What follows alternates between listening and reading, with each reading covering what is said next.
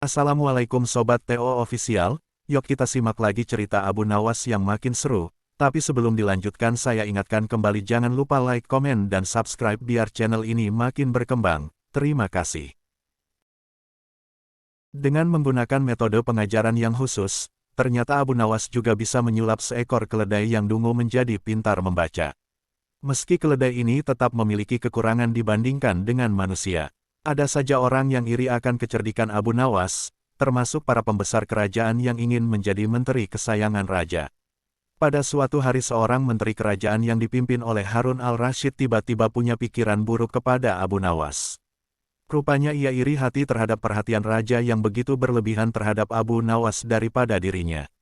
Tanpa ada sebab, menteri itu memberikan seekor keledai kepada Abu Nawas. Ajari keledai itu membaca. Dalam 2 minggu, datanglah kembali kemari dan kita lihat hasilnya, kata menteri itu. Abu Nawas menerimanya dan kemudian pergi tanpa banyak kata. Namun dalam hati ia masih was-was juga atas niat menteri itu. Apakah ini salah satu tipu, dayanya untuk menghancurkan nama baikku? Tanya Abu Nawas dalam hati. Abu Nawas berusaha tidak memperdulikannya dan dalam 2 minggu kemudian ia kembali ke istana. Tanpa banyak bicara, menteri mengajaknya menghadap Baginda Raja Harun al-Rashid. Baginda, akan aku tunjukkan siapa sebenarnya diriku ini, kata menteri itu dengan lantang. Hai menteri, ada apa dengan dirimu? Bentak Raja Harun. Tenang Baginda, hari ini Baginda akan tahu kecerdasan akal saya sebenarnya mengungguli kecerdasan Abu Nawas, ucap menteri. Apalagi yang akan dibuat oleh menteri ini, kata Abu Nawas dalam hati. Baiklah, jika salah satu dari kalian menang, maka ia berhak mendapatkan sekantung dinar ini. Tetapi bagi yang kalah ia akan dihukum 3 bulan di penjara, titah sang raja. Tanpa bisa menggelak, Abu Nawas terpaksa menyanggupi permainan aneh itu. Tiba-tiba menteri itu menunjuk ke sebuah buku besar.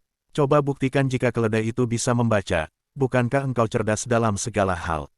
Kata menteri kepada Abu Nawas. Abu Nawas lalu menggiring keledainya ke buku itu dan membuka sampulnya. Si keledai menatap buku itu dan tak lama kemudian mulai membalik halamannya dengan lidahnya. Terus-menerus dibaliknya setiap halaman sampai ke halaman terakhir. Setelah selesai si keledai menatap Abu Nawas. Demikianlah keledaiku bisa membaca, kata Abu Nawas. Kini giliran si menteri itu menginterogasi. Bagaimana caramu mengajari dia membaca? Tanyanya. Sesampainya di rumah, aku siapkan lembaran-lembaran besar mirip buku dan aku sisipkan biji-biji gandum di dalamnya. Keledai itu harus belajar membalik-balik halaman untuk bisa memakan biji-biji gandum itu, sampai ia terlatih betul untuk membalik-balik halaman buku dengan benar, jelas Abu Nawas. Tapi bukankah ia tidak mengerti apa yang dibacanya? Ucap si menteri. Memang demikianlah cara keledai membaca, dia hanya membalik-balik halaman tanpa mengerti isinya. Kalau kita membuka-buka buku tanpa mengerti isinya, kita disebut setolol keledai bukan? Jawab Abu Nawas sambil tersenyum. Jawaban Abu Nawas ini mendapatkan anggukan dari Baginda Raja. Baginda mengerti, sepintar-pintarnya hewan, tidak akan sanggup menjadi sesempurna manusia. Hanya manusia bodoh saja yang tidak mampu menggunakan akalnya untuk berpikir. Akhirnya Abu Nawas mendapatkan hadiah sekantung dinar, sedangkan menteri masuk penjara. Cita-cita atau obsesi menghukum Abu Nawas sebenarnya masih bergolak, namun Baginda merasa kehabisan akal untuk menjebak Abu Nawas. Seorang penasihat kerajaan kepercayaan Baginda Raja menyarankan agar Baginda memanggil seorang ilmuwan ulama yang berilmu tinggi untuk menandingi Abu Nawas. Pasti masih ada peluang untuk mencari kelemahan Abu Nawas menjebak pencuri harus dengan pencuri. Dan ulama dengan ulama. Baginda menerima usul yang cemerlang itu dengan hati bulat. Setelah ulama yang berilmu tinggi berhasil ditemukan, Baginda Raja menanyakan cara terbaik menjerat Abu Nawas. Ulama itu memberi tahu cara-cara yang paling jitu kepada Baginda Raja. Baginda Raja manggut-manggut setuju. Wajah Baginda tidak lagi murung. Apalagi ulama itu menegaskan bahwa ramalan Abu Nawas tentang takdir kematian Baginda Raja sama sekali tidak mempunyai dasar yang kuat. Tiada seorang pun manusia yang tahu kapan dan di bumi mana ia akan mati, apalagi tentang ajal orang lain. Ulama andalan Baginda Raja mulai mengadakan persiapan seperlunya untuk memberikan pukulan fatal bagi Abu Nawas. Siasat pun dijalankan sesuai rencana. Abu Nawas terjerembab ke pangkuan siasat sang ulama. Abu Nawas melakukan kesalahan yang bisa menghantarnya ke tiang gantungan atau hukuman pancung.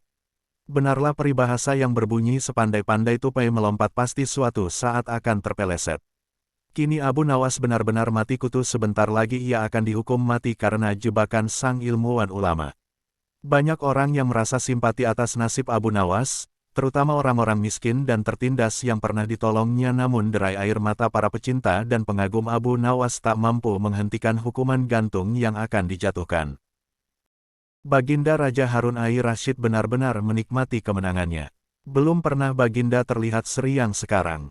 Keyakinan orang banyak bertambah mantap. Hanya satu orang yang tetap tidak yakin bahwa hidup Abu Nawas akan berakhir setragis itu, yaitu istri Abu Nawas. Bukankah Allah Azza wa Jalla lebih dekat daripada urat leher? Tidak ada yang tidak mungkin bagi Allah yang maha gagah.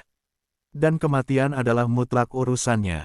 Semakin dekat hukuman mati bagi Abu Nawas, orang banyak semakin resah. Tetapi bagi Abu Nawas malah sebaliknya. Semakin dekat hukuman bagi dirinya, semakin tenang hatinya, bahkan Abu Nawas nampak setenang air danau di pagi hari. Baginda Raja tahu bahwa ketenangan yang ditampilkan Abu Nawas hanyalah merupakan bagian dari tipu dayanya, tetapi Baginda Raja telah bersumpah pada diri sendiri bahwa beliau tidak akan terkecoh untuk kedua kalinya. Sebaliknya Abu Nawas juga yakin, selama nyawa masih melekat maka harapan akan terus menyertainya. Tuhan tidak mungkin menciptakan alam semesta ini tanpa ditaburi harapan-harapan yang menjanjikan. Bahkan dalam keadaan yang bagaimanapun gentingnya, keyakinan seperti inilah yang tidak dimiliki oleh Baginda Raja dan ulama itu. Seketika suasana menjadi hening, sewaktu Baginda Raja memberi sambutan singkat tentang akan dilaksanakan hukuman mati atas diri terpidana mati Abu Nawas. Kemudian tanpa memperpanjang waktu lagi Baginda Raja menanyakan permintaan terakhir Abu Nawas, dan pertanyaan inilah yang paling dinanti-nantelkan Abu Nawas. Adakah permintaan yang terakhir? Tanya sang Baginda. Ada Paduka yang mulia, jawab Abu Nawas singkat. Sebutkan, kata Baginda. Petik 1. Sudilah kiranya hamba diperkenankan memilih hukuman mati yang hamba anggap cocok, wahai Baginda yang mulia, pinta Abu Nawas. Baiklah, kata Baginda menyetujui permintaan Abu Nawas. Paduka yang mulia, yang hamba pinta adalah bila pilihan hamba benar hamba bersedia dihukum gantung, tetapi jika pilihan hamba dianggap salah maka hamba dihukum pancung saja, kata Abu Nawas memohon. Engkau memang orang yang aneh. Dalam saat-saat yang amat genting pun engkau masih sempat bersendau gurau. Tetapi ketahuilah bagiku segala tipu muslihatmu hari ini tak akan bisa membawamu kemana-mana, kata Baginda sambil tertawa. Hamba tidak bersenda gurau Paduka yang mulia, kata Abu Nawas bersungguh-sungguh. Baginda terpingkal-pingkal. Belum selesai Baginda Raja tertawa-tawa, Abu Nawas berteriak dengan nyaring. Hamba minta dihukum gantung, teriak Abu Nawas. Semua yang hadir kaget. Orang banyak belum mengerti mengapa Abu Nawas membuat keputusan begitu. Tetapi kecerdasan otak Baginda Raja menangkap sesuatu yang lain. Sehingga tawa Baginda yang semula berderai-derai mendadak terhenti.